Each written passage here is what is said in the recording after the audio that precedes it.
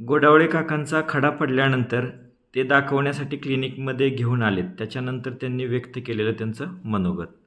दाखवा काका खडा तुमचा. अच्छा.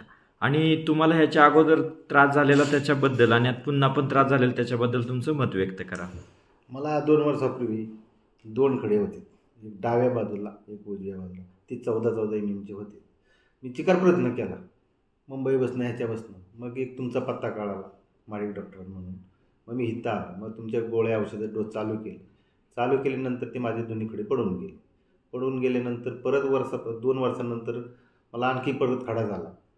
मग परत तुमच्याकडे आलो. तुमच्याकडनं ते गोळ्या औषधं डोस चालू केला आणि हावी खडा माझा पडून गेला. खडा पडताना जास्त प्रमाणामध्ये त्रास नाही ना झाला तुम्हाला? नाही झाला एवढा जास्त प्रमाणात. असं तो थोडा सरकत आल्यावर आपल्याला वाटतं की हा खडा हलून पुढं निघत आला आहे म्हणून.